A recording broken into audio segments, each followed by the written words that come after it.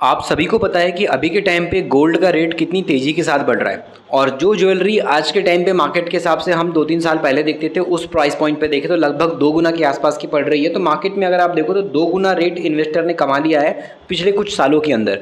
2020 के बाद से अभी अगर हम देखें तो 2020 से जो अभी प्राइस इसका बढ़ा है गोल्ड का, वो सोच से भी ज़्यादा बढ़ा है। लोगों ने इतनी उम्मीद नहीं थी कि कंपनी 5 साल के अंदर कोई गोल्ड वाली इतना ज़्यादा भाग जाएगी, या फिर कोई कंपनी इतना प्रॉफिट कमा लेगी, या कोई इंसान जिसने ज्वेलरी अपने पास रखा है वो इतना प्रॉफिट कमा लेगा। लोगों ने स्टॉक से जितना ज़्यादा रिटर्न की उम्मीद नहीं की थी, उससे ज़्यादा रिटर्न लोगों को गोल्ड यानी कि सोने के अंदर मिल गया, जिसने भी गोल्ड में पैसा लगाया होगा। तो कहीं ना कहीं बात की जाए तो गोल्ड इंडस्ट्री ऐसी हो गई है जिस पर अभी सबकी नज़र है, और तेज़ी होने की वजह से कई बार कई कंपनियों में जो है मार्केट के हिसाब से कुछ चीज़ें गड़बड़ा जाती है, और कहीं ना कहीं वो फंडामेंटल में वीकनेस ना आने की वजह से कहीं ना कहीं कंपनी में दबाव भी आता है, शेयर प्राइस नीचे भी चला जाता है। अब बहुत लोग बोलेंगे कि गोल्ड में तो तेज़ी है, गोल्ड प्राइस ऊपर बढ़ रहा है, तो फिर इन कंपनीज़ में क्या दिक्कत आएगी। पर कुछ पॉइंट पे कई बार ऐसी कंपनीज़ के अंदर दिक्कत खड़ी हो जाती है। जब गोल्ड का प्राइस बढ़ता है तो कहीं ना कहीं जो उनकी कॉस्ट है वो भी इंक्रीज़ होने लगती है, और कई बार कंपनी उस कॉस्ट के अकॉर्डिंग प्राइस में बदलाव तो करती है, बट उतना प्रॉफिट मार्जिन नहीं निकाल पाती। तो वो एक मार्केट के अंदर एक कारण भी बन जाता है। ये चीज़ मार्केट के हिसाब से कई सारी कंपनियों में होती है। और अभी के टाइम पे गोल्ड का जिस तरीके से प्राइस बढ़ रहा है, वैसे मार्केट के अंदर देखा जाए तो कंपनी कई सारी हैं जिन पे ब्रोकर अपना अपना ओपिनियन रख रहे हैं। कुछ कंपनियों में बोल रहे हैं कि गिरावट आएगी, कुछ कंपनी में बोल रहे हैं कि तेज़ी आएगी। और अगर आप चीज़ों को समझोगे तो आपको समझ में आना चाहिए कि जब पूरी की पूरी इंडस्ट्री ग्रोथ में है, तो जो कंपनी इस इंडस्ट्री में काम कर रही है, जिसका बिजनेस चल रहा है, और जो कंपनी कई सालों से इस बिज़नेस में अनुभव रखती है, वो डेफिनेटली कैसे ना कैसे प्रॉफिट निकाल लेगी। और ऐसे टाइम में अगर गोल्ड की कोई कंपनी गिरावट में है और कंपनी फंडामेंटली अच्छी, आपको लग रहा है कि आने वाले टाइम में कंपनी मार्केट में तेज़ी दिखाएगी, तो डेफिनेटली उस पर आपको रिसर्च करना चाहिए। तो आज के इस वीडियो के अंदर हम एक ऐसी ही कंपनी को डिस्कस करने वाले हैं जिसके अंदर जो ब्रोकर है, ब्रोकर काफ़ी ज़्यादा बुलिश है और अपना अपना ओपिनियन बता रहे हैं। और इसके अंदर टारगेट वाइज बात करें तो इस कंपनी में 85% की तेज़ी का टारगेट दे के रखा हुआ है ब्रोकर ने। अब 85% का टारगेट दिया हुआ है, इसका मतलब ये नहीं कि आप इस कंपनी को एकदम से अगले दिन पोर्टफोलियो में ऐड कर लो, ऐसा कुछ नहीं है। मेरा बताने का मकसद सिर्फ एक इन्फॉर्मेशन देना है कि आपको इस कंपनी के बारे में एक जानकारी मिल पाए, आप इस कंपनी के बारे में ब्रोकर क्या कहता है, मार्केट में क्या खबरें चल रही है, वो आप जान पाओ। यही मेरा प्रयास रहेगा इस वीडियो के थ्रू आपको जानकारी देने का इस कंपनी के बारे में। तो यहाँ पर बात की जाए तो चलिए मार्केट के हिसाब से गोल्ड सेगमेंट के बेस पे इस कंपनी को समझते हैं, और इसके अंदर अभी क्या बात चल रही है, कंपनी के बिजनेस क्या है, शेयर वाइज क्या परफॉर्मेंस है, वो थोड़ा सा डेटा कंपनी के अंदर अब हम अच्छे से ऑब्जर्व करने की कोशिश करेंगे। तो यहाँ पर हम जिस ज्वेलरी कंपनी की बात कर रहे हैं उस हिसाब से देखा जाए तो आपको पता होगा कि गिरावट देखी जा रही है कुछ समय से। जो ज्वेलरी स्टॉक है उनके अंदर मार्केट में गिरावट आ रही है, और गिरावट का बड़ा कारण बताया जा रहा है सोने की कीमत में जो तेज़ी आई है। जो गोल्ड लीजिंग रेट का जो बढ़ना देखने को मिलता है, तो बढ़े हुए लीजिंग रेट का जो ऑफसेट है करने के लिए जो ज्वेलर्स को जो मेकिंग चार्जेस है वो बढ़ाना होगा, बनाने के जो चार्जेस है वो बढ़ जाएंगे। तो इस कंडीशन में बात की जाए तो उनकी जो प्रॉफिट है, जो मार्जिन है कंपनी के, उस पर असर होगा। तो इसी वजह से मार्केट के अंदर बात की जाए तो तमाम फैक्टर्स निकल के आते हैं जिसमें अलग अलग ओपिनियन अपना ब्रोकर दे रहे हैं। और Q3 के रिजल्ट के बाद अगर हम बात करें तो यहाँ पे जो सेंको गोल्ड है, Q3 रिजल्ट आने के बाद यहाँ पर ब्रोकर के हिसाब से काफ़ी अट्रैक्टिव लग रहा है। और जो MK ग्लोबल है उन्होंने बोला है कि सेंको गोल्ड के अंदर अगर हम बाय रेटिंग के हिसाब से देखेंगे तो 600 रुपये का प्राइस जा सकता है। मतलब इसका जो प्राइस है उससे 85% की ऊपर की तेज़ी बताई जा रही है। और मार्केट के हिसाब से बात की जाए तो यहाँ पर कंपनी के अंदर एक पॉजिटिव माहौल बनाने की कोशिश की जा रही है ब्रोकर की तरफ से। तो यहाँ पर आप देख पाओगे किस तरीके से मार्केट के अंदर जो सेंको गोल्ड है, इसका बिजनेस मार्केट वाइज काफ़ी अच्छा समय के साथ ग्रो हुआ है, लेकिन अभी दबाव में कंपनी का शेयर है। और मार्केट वाइज अगर हम देखेंगे तो कंपनी का जो IPO आया था ये 2023 के टाइम पे आया था, जुलाई 2023 में कंपनी का IPO आया था। तो लगभग मार्केट वाइज अगर आप देखो तो 2 साल का भी वक्त इसको भी पूरा नहीं हुआ है, 2 साल से भी कम की कंपनी है, तो नई कंपनी है।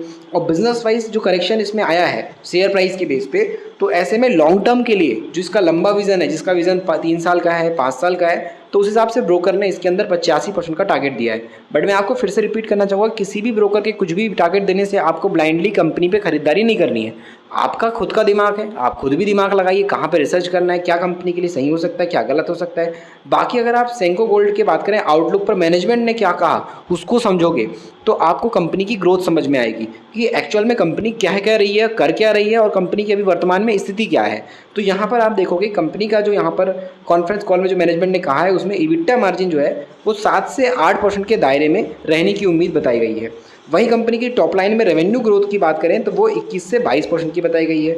वहीं मार्केट वाइज बात की जाए तो यहाँ पर कंपनी फाइनेंशियल ईयर 2026 के बेस पे 18 से 20 नए स्टोर्स खोलने की प्लानिंग भी कर रही है। तो कंपनी अपने बिजनेस पे बढ़ाने पे ध्यान भी दे रही है। उसके अलावा ईस्ट इंडिया में आधे से अधिक स्टोर्स खोले जाएंगे ये बोला जा रहा है। Q4 में डायमंड सेल्स का जो पिकअप है वो हो रहा है, जिसके कारण Q4 में मार्जिन बेहतर रहेगा, ऐसा मैनेजमेंट ने बोला है। और सोने की कीमत में बढ़ोतरी के कारण कस्टमर डायमंड की तरफ शिफ्ट हो रहे हैं। इसके अलावा अमेरिकी टैरिफ के कारण गोल्ड मेडल लोन का रेट 3% से बढ़कर के 6% पहुंच सकता है।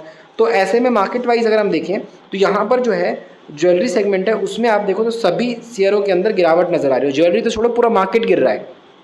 तो बाजार के जानकारों का मानना है कि अभी दबाव बना रहेगा और इस गिरावट के पीछे के कई कारण हैं। पहला अगर हम कारण देखें तो गोल्ड की कीमत में जो यहाँ पर हिस्टोरिक प्राइस बढ़ा है, ऐतिहासिक प्राइस बढ़ा है, वो कारण कस्टमर की मांग कमजोर देखने को मिल रही है। मतलब महंगा हो रहा है गोल्ड, तो लोग इजीली ले नहीं पा रहे हैं। तो कहीं ना कहीं जो जितनी खरीदारी सस्ते रेट में होती है उतनी महंगे में नहीं होती। तो ये भी एक असर का कारण बताया जा रहा है। कस्टमर डायमंड की तरफ शिफ्ट हो रहा है। वो एक तो बड़े लोगों की बात होगी, आम आदमी तो रेट बढ़ करके घबरा जाता है। तो ज्वेलर्स के नज़रिए से देखें तो यहाँ पे गोल्ड लीजिंग रेट पिछले 1 महीने से लगभग 2 गुना हो गया है। इससे उनकी जो प्रॉफिट की ग्रोथ है वो कम हुई है। वहीं बात करें ग्लोबल बुलियन बैग्स लंदन से गोल्ड निकाल कर जो है अमेरिका शिफ्ट हो रही है। तो यहाँ पर आप देखो तो मार्केट वाइज जो ग्रोथ की बात कर रहे हैं, ज्वेलरी की बात कर रहे हैं, तो उसमें कीमत की बढ़ोतरी के बावजूद Q3 में जो है ज्वेलरी कंजप्शन में बड़ा उछाल देखने को मिला है। फेस्टिव सीजन, वेडिंग सीजन के कारण। तो डिमांड वाइज अगर हम देखें तो शेयर प्राइस में गिरावट तो है, लेकिन डिमांड बढ़ रही है। मार्केट में गोल्ड की डिमांड अभी भी है, आगे भी रहेगी। शादी हो या फिर कोई भी चीज़ों के हिसाब से बात की जाए, ज्वेलरी के हिसाब से बात की जाए, तो डायमंड से ज़्यादा इंडिया के अंदर गोल्ड को प्रायोरिटी दी जाती है, क्योंकि आम आदमी ज़्यादा मार्केट के अंदर इंडिया में नज़र आएंगे। हर कोई अमीर नहीं है कि लोग हीरे खरीद पाएँ। सीधी मैं अगर अपनी बात बताऊं तो गोल्ड का मार्केट चाहे कितना ही महंगा गोल्ड हो जाए वो कम नहीं हो सकता, आगे भी बढ़ने वाला है। तो यहाँ पे ब्रोकर चाहे 85% टारगेट दे, 90% टारगेट दे, यहाँ पे जो रियल ट्रूथ है, जो फैक्ट है वो ये है कि गोल्ड की डिमांड आज भी है, गोल्ड की डिमांड कल भी रहेगी और गोल्ड की डिमांड परसों भी रहेगी। क्योंकि इंडिया के अंदर हर कोई डायमंड नहीं खरीद सकता। गोल्ड ही उन लोगों के लिए, मिडिल क्लास के लिए भी गोल्ड, शादी हो या कोई भी चीज़ हो, उसमें मायने रखता है। तो उस हिसाब से गोल्ड के बेसिस पे सेंको गोल्ड पे अब कंपनी के फंडामेंटल पे देखते हैं कि कंपनी का ओवरऑल डेटा कैसा है।